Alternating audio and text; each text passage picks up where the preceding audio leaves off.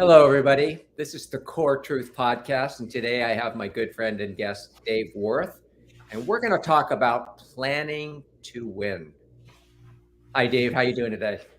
Good. Thanks for having me.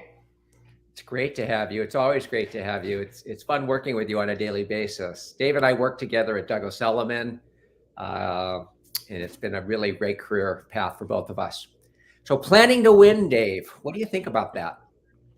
I think, well, when we were talking about this topic, I thought about how many people kind of just go at their businesses and wing it and never take that time to sit down to kind of create a game plan to win. And so I think it's a critical first step that often gets missed. And it's something I'm passionate about. Every time, the end of the year comes around and we're talking about building a new plan for the next year. That's like my favorite month of the year. It's like, November into December. Those are my favorite times. And then when people are starting new businesses or going to tackle a new idea, I love it. That's my favorite. I love the strategy of it. I love the organization of it. I love building systems around it. And I love just the energy around it. So I think it's critically important and I love it. So it's easy for me. Well, you and I both coach and mentor lots of people. And what is your experience with this? How many people really know how to do a really good business plan or how to think about their lives and their careers? Do you think it's something that people are naturally good at, or do you think it's something that really does require some coaching and work? I think when you're talking about building a plan to win, we have a weird cultural thing, I think, that happens, or society thing that happens, that we're almost afraid to proclaim that we want to go out and win. And so I think that keeps a lot of people away from business planning, because it's like when we say, hey, we're going to go out and we're going to build this great plan and the plan is to win. I think a lot of us feel that energy, that excitement about, the prospect of us doing great. And then there's a part of us that kind of pulls back a little and it's anxious and it's, almost scary to think about the idea of we may actually go out and this thing may actually work and we may actually just absolutely crush it. And so I think I think where the coaching part of it comes in, at least, is getting people through that scared, anxious part. And so, that's my kind of thought on that. Yeah, my experience is very, very similar. I find there's two kinds of people. There's people that need a plan and there's people that need a path. And I think you can coach and develop business plans around both directions. Some people need to be very, very focused and every minute accounted for and very structured in that. And some people kind of have a vision and direction and there's a general, a path they're on. It's a little bit different. But I think in both cases, I find too that people have a hard time sitting down and really developing a plan. And so many people I talk to will say something like, oh, I don't really have goals or plans. I just get up every day and work my hardest. Yeah. I don't think I respect it, but I think the problem with that is that while they might be successful, adding in a little bit of structure and planning may take that natural talent and magnify it. And I think, because there are people, I know people, people, we know lots of folks in real estate that are really good at just getting up and doing the thing. And then there's a lot of people that are getting ready to get ready, playing office. But even those that are good at it, what are they leaving on the table by not having a plan? I just can't help but wonder. A lot of times I think it's money. It's overspending. It's overspending. It's underutilizing their leverage, not being able to delegate. I think there's a lot of things, but some of these folks are just so talented that they can just hammer through it and still produce huge results. But back to the point, it's they're probably only achieving a fraction of what they actually could had they spent a little time building some structure into it, for sure. So when you're gonna actually sit down and do a business plan, what do you think about the environment that you're actually writing it in? How important is it? It's everything. I cannot think of a more, I love my office. I got all my art and I got my stuff this. My spot's pretty cool. I'm into it, but there's also fluorescent lighting. There's other people doing business outside my door. I'm distracted. So for me, I think you've got to get into a space that's really inspiring. So this year I did my business plan for my coaching business on the back of my boat.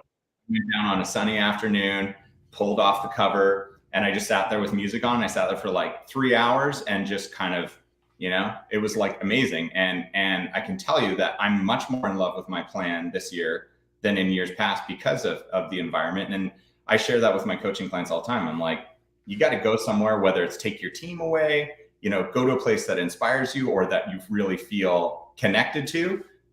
Because otherwise, business plan has to be more than just paperwork. It has to be more than just, I don't know what the right way to say it. It can end up being very empty and you're not feeling connected and not having a backbone if you're just doing it like homework. Like I say that to coaching clients all the time. I'm like, don't make this homework. Don't fill out like the forms and don't sit down, write the mission statement because it's homework. And I think a lot of that happens, Peter, because of the environment they do it in. If they come in and sit at their desk, it's kind of homework. It's like, oh, I'm at school right now. I got to get this done. And, I think it's a big part of it. Another trick to business planning too is like there's different things that we do that we have moments of inspiration. Maybe you're out for a run. I don't know about you, but when I'm out for a run sometimes, or I'm working out, I get these ideas. And I go, oh my gosh. And one of my tricks is I'll go home immediately afterwards and write down those ideas and put them down. And then I will incorporate those into my business plan when I'm actually working on my business plan. But so many times, Dave, whether it's like I'm out for a walk, I'm out for a run, maybe I'm sitting on the beach, I'm not even really focused on writing my business plan, but I'll get these moments of inspiration. Do you know what I'm talking about? It's like, oh my God, that was I have to incorporate that. And then I think that's I think that, sorry to interrupt. I think that's another way to do it. Like go to places to get the inspiration, but maybe don't formalize the plan until you've kind of thought it all through. So it should be multi-stage. I always joke, like my magic happens at about 9:30 at night, sitting in my hot tub. That's literally when my brain just wakes up. All the ideas start flowing. And am I going to be sitting in there like with my computer typing my bit? No, like not at all. But I'm going to take those ideas and jot them down. I'm going to, keep them for a later date when I can go and organize them. So yeah, it can be multi-phase for sure. Another great idea for developing a great business plan to win is masterminding with others. Do you have certain people in your life that you mastermind with, or is it more impromptu, or how does that work for you? Well, I have you, so that helps. And I've got you. That helps. Yeah, no, for sure. The cool part about like what I get to do is, working at Douglas Elliman, I get to work with agents all day long. And then I have the agents I coach with. So I'm like constantly masterminding, and I'm constantly in this state of learning from them. It's funny because like a lot of times, people think, oh, coaches have all the answers. We don't. What we're really good at is sitting there and paying attention and listening to, what our clients are telling us and learning from them, because there's so many great ideas. There's so much information. So I feel like I'm constantly masterminding. And when I butt up against a problem or something I don't know how to solve, I'm coming to you, I'm coming to coaching clients, I'm coming to, real estate agents that are really deep and big into their careers. So I think you have to. And I think formal masterminds are really good too, where you maybe get together with a group of your colleagues or friends and you just maybe explore a topic or dig into a topic and find out best practices from each other, and then take what you like and leave the rest. And one size doesn't fit all, so even though maybe you go to a great, seminar or coaching training, or you're masterminding with some people, or even, listening to your coach, whatever, sometimes you have to like tweak it a bit to make it you. As long as you're not recreating with yourself, is what you say, and ease your way out, or minimizing what you're doing, or whatever, that might look like it. I think it's got to be personalized. I think it has to fit you. And I don't think you have to recreate the wheel. I mean, there are like, no offense to anyone, but I mean, the reality is like real estate's been around for a while, and there are some fundamentals that are kind of true for almost everyone in the business. And yes, there's room for innovation, but I think so many times people come into their plan looking more for the innovations rather than speaking to their peers that are very successful and figuring out just what works. And then to your point, taking that. So if you go to a mastermind and you're working with, 3-4 other agents or 3 other, if you're not in real estate, maybe you're with 3 or 4 other colleagues in your industry, and you're spending the time, together kind of talking about what works. And then you take it back to the drawing board and go, well, that part's not me. Like, I know that part's not going to work well for me, but then you can kind of tweak it. Like, that's the magic in the business plan. But don't recreate the wheel. Like, there's not, most of the, especially specific to agents, and I think you'd agree with me, Peter, like most of the agents I talk to, majority of their business is coming from some kind of referral sphere-based professional sphere network. And then, it's the other things like the open houses and the online leads and the mailing and, that are making up kind of that next 30% of their business. So when I think about planning, like, keep it simple. I'm a big fan of keep it simple. So I think one of the first steps in planning to win is to analyze your business. Because it's like, if you want to get to New York, but you don't know where you are, you're not going to get there. But if you know you're in Los Angeles, now you can GPS your way straight to New York. But if you don't know where you are, it's pretty hard to get there. So knowing where we are in our business is the key and critical point to writing a successful business plan. What do you think are the key elements in analyzing your business? So in my experience thus far, working with folks in their business, I'm usually pretty blown away how little information, data, or clarity people have on where their business actually comes from, what it costs to actually go out and get that business, whether or not they're getting a return on that, and their lack of understanding of the financials of the business. So that's usually the more boring, drier stuff of this whole planning thing. But if you're going to win, you've got to be able to afford to win, and you've got to make sure you have money in your bank when you do win. And unfortunately, in the real estate industry, there's just too many people making too much money that don't have enough to show for it at the end of the day. So where I like to start is I like to source the business. I like to understand how much money and time, and maybe you can talk a little bit about that too, is like time invested is also an investment, right? So I like to look at the time and resources and money that's gone in to go procure that business. And then I like to break down that now that we've earned and won all this business, how much do we have left to now go win again the next year? And so that comes down to budgeting, ROI analysis, all that stuff, which is kind of like the eye roll boring stuff. But like, if you don't know that, what's the, what else are you analyzing in my world? Well, I think you're 100% correct. And I also think, really understanding where your business is coming from and where are you putting your energy.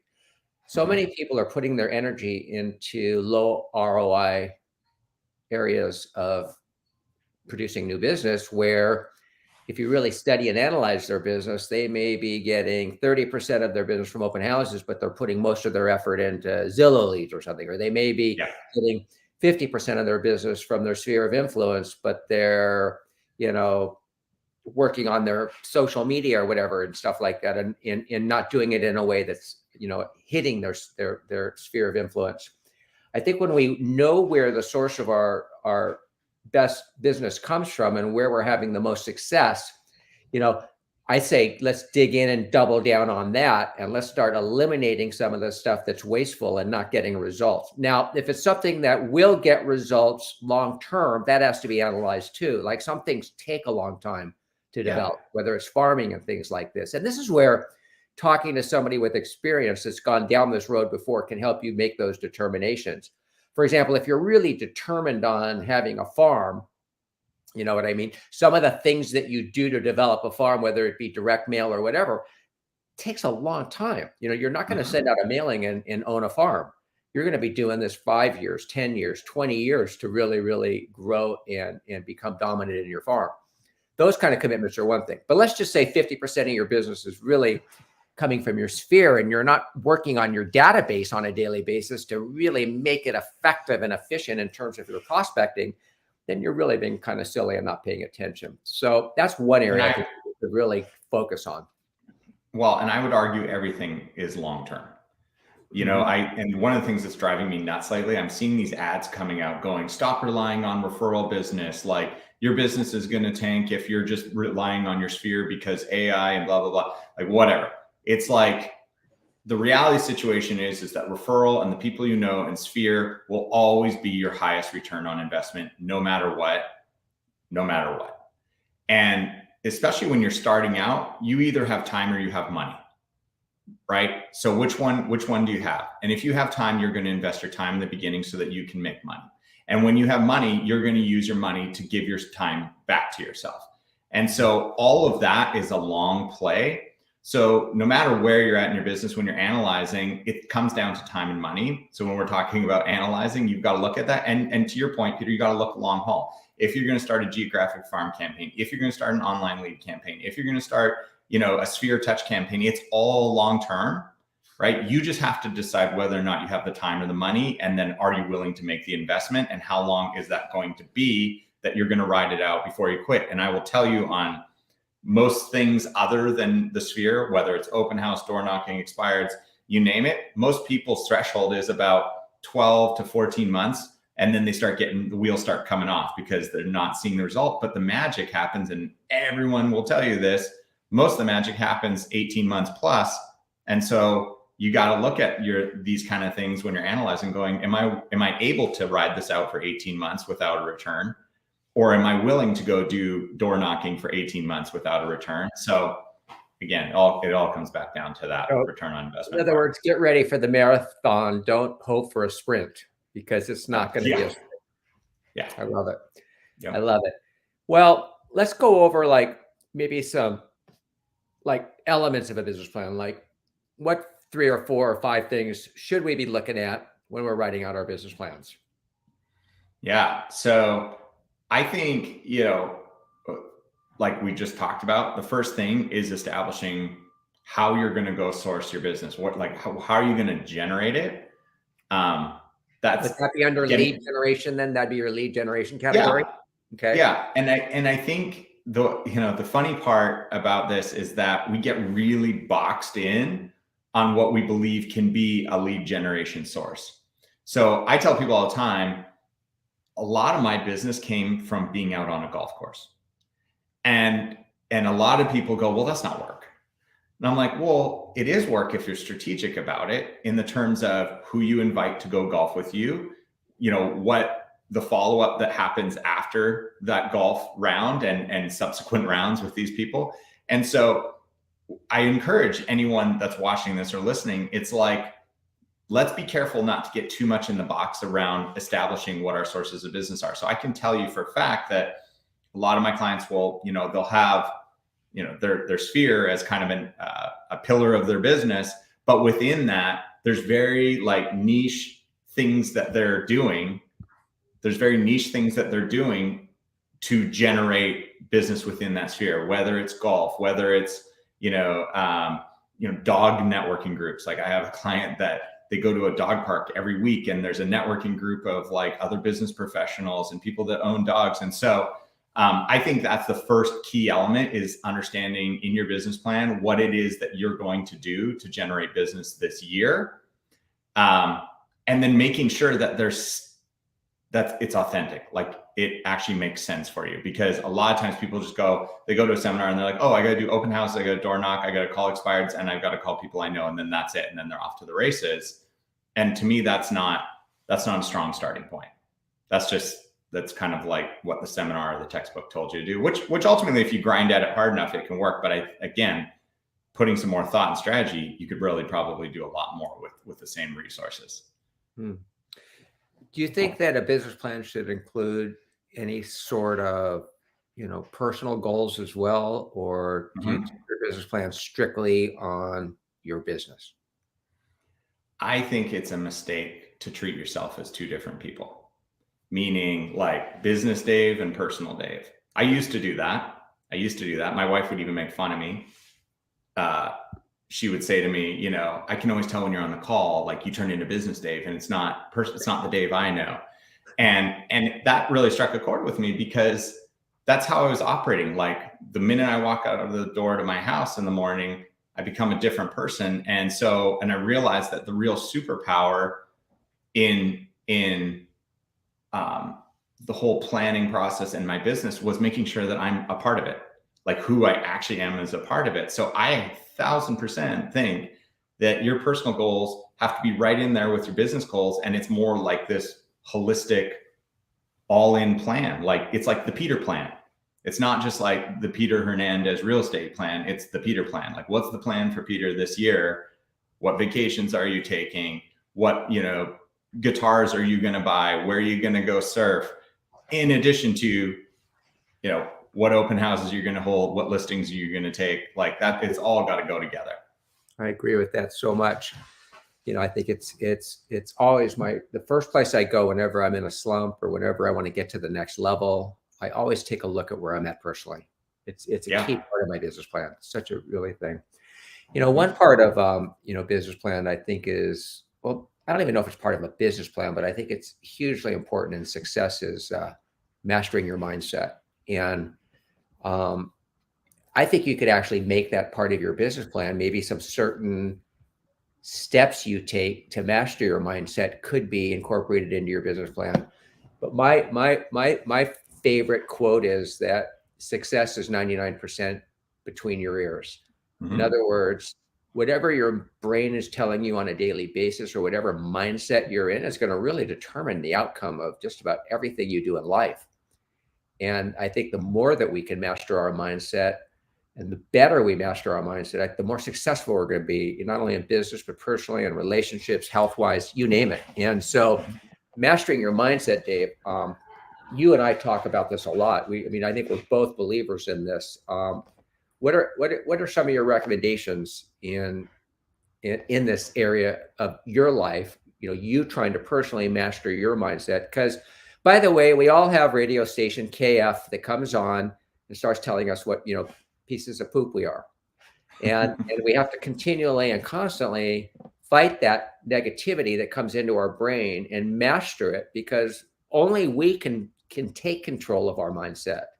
It's not going to happen on its own. So what are some of the steps you take, Dave?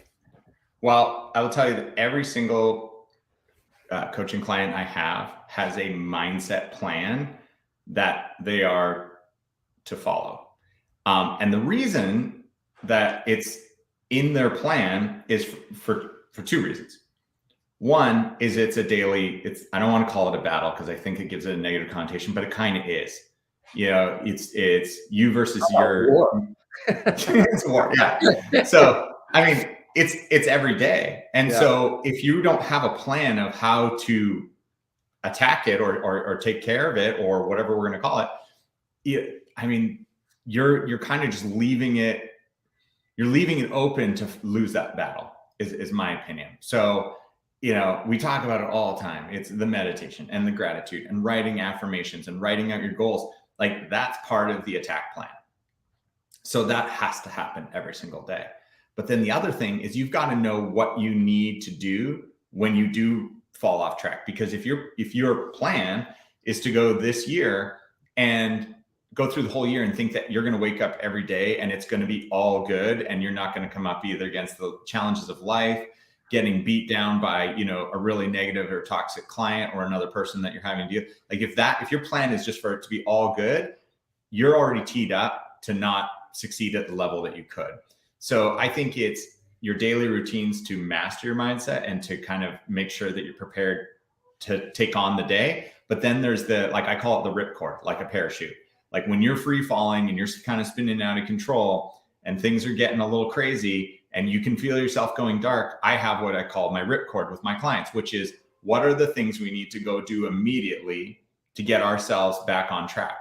And we've kind of outlined some very specific things, like whether it be yoga or hydration, or starting to win at 2 meals a day. Exercise is huge. Like, that's number one. Like, get your body moving, get the stagnation out, you know, start reading 10 pages a day. call mentors or people that are coaches to help you kind of gain perspective on these situations. So whatever it is, you've got to have that plan in writing. And, it's like, when you're in a building and they have those fire extinguishers and it's like break in case of emergency, you kind of need one of those on your office wall that it's like, hey, when things are going sideways, break this, do this, and then you'll be good. And if you don't have that, it's going to get you. It just will. And I don't care how positive you are, how great you are, or whatever. Everyone deals with it. And so why not plan around it?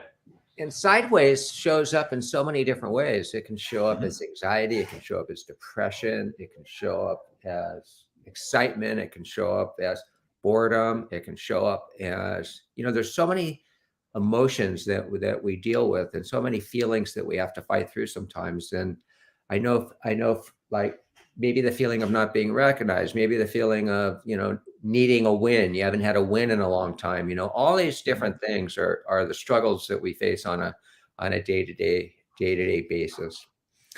Well, I think this has been a really, really good podcast, but I want to finish it, talking a little bit about another podcast that we do, the Mastermind podcast, Dave, that we do for Douglas Elliman every Tuesday morning at 9:00. This podcast has become so popular, and gosh, we get 90, 100 people at least listening to it. And then when they go to iTunes, SoundCloud, or Spotify, and they look up Douglas Elliman podcast, I mean, we get thousands and thousands of listens to our podcast. I love the podcast because I love the concept of mastermind. I love the concept of mastering our craft. And that's kind of where we're always coming from on this topic. How do you feel about the podcast? I enjoy doing it with you. I'm sure you enjoy doing it with me, but what is your emotion behind it? It's excitement. Every week I show up, excited to do it because of what I said earlier, which is I'm learning and I'm self-discovering each time we do it. When you and I are doing prep for those podcasts and we get to talking, our conversation always starts with like, hey, what are you thinking about?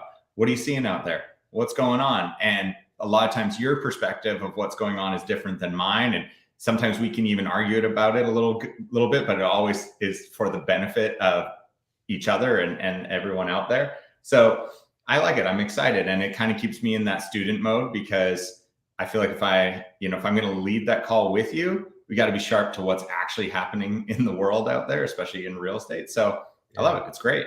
And people bring great ideas, and I look forward to it every week. Yeah, me too. Well, I'm looking forward to doing many, many more with you. And thank you so much for being part of the Core Truth podcast.